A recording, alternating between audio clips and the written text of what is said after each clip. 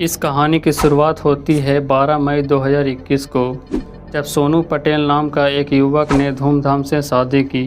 खुशहाल ज़िंदगी के सपने देखते हुए वह अपने नए जीवन की शुरुआत कर चुका था, लेकिन किसे पता था कि सिर्फ 4 दिनों के अंदर उसकी ज़िंदगी में ऐसा तूफान आएगा जो उसकी मौत पर जाकर ख़त्म होगा।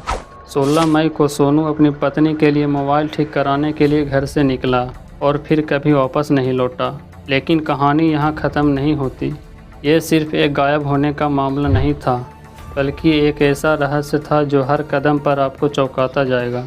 आखिर क्या हुआ था उस दिन? सोनू के साथ कौन था? वो किससे मिलने जा रहा था? और सबसे बड़ी बात, सोनू की मौत की असली वजह क्या थी?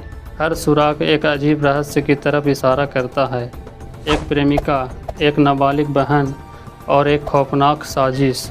यह कहानी नहीं बल्कि एक खतरनाक जाल था, जिसमें फंसकर सोनू अपनी जान गंवा बैठा। इस कहानी को पूरी तरह जानने से पहले अगर आप हमारे चैनल पर नए हैं तो कृपया सब्सक्राइब करना ना भूलें और इस वीडियो को लाइक और कमेंट ज़रूर करें। इससे हमें आपके लिए और भी रोमांचक कहानियाँ लाने का हौसला मिलता है।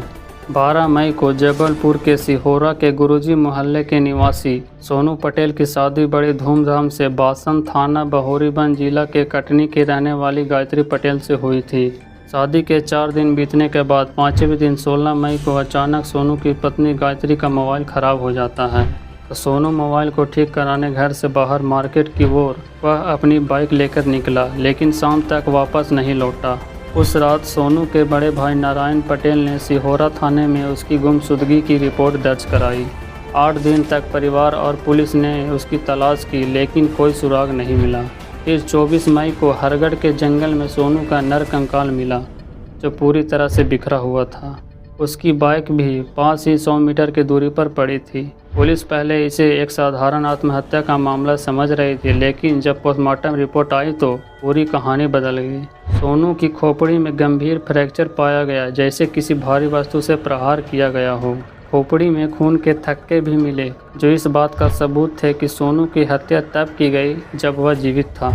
जैसे जैसे पुलिस ने मामले की तहकीकात की, सोनू की पत्नी गायत्री ने खुलासा किया कि उसके पति का मधु नाम की एक युवती के साथ संबंध था।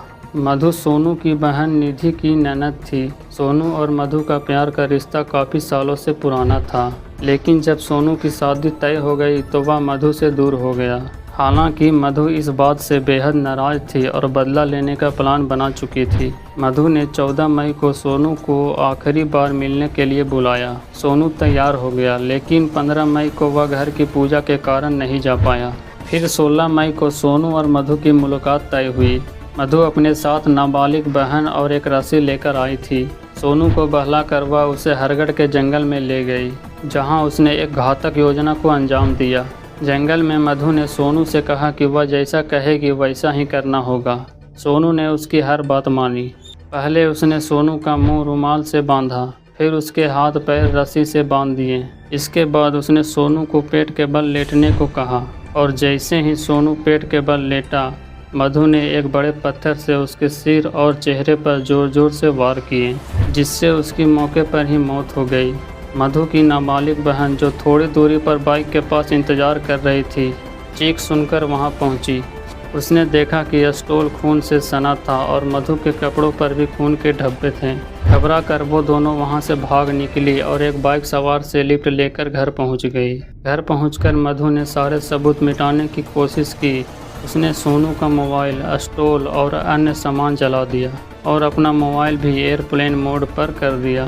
लेकिन पुलिस ने जब सोनू का कॉल डिटेल्स निकाला तो पता चला कि सोनू के मोबाइल पर मधु का आखिरी कॉल आया है, और उन लोगों का शक मधु पर गहरा हो गया। मधु को थाने बुलाकर कड़ी पूछताछ के बाद मधु ने अपना अपराध कबूल कर लिया। पुलिस ने घटना का सीन रिक्रिएट किया, जिससे मधु की साजिश का पूरा खुलासा हुआ।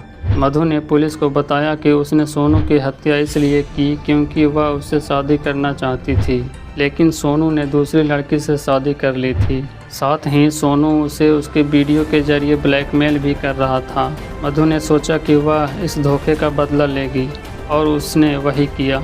अब मधु और उसकी नाबालिग बहन जेल में है, लेकिन सोनू की यह खौफनाक हत्या एक सवाल छोड़ जाती है। क्या प्यार में धोखा इतना खतरनाक हो सकता है कि कोई इंसान किसी की जान लेने पर उतर आए?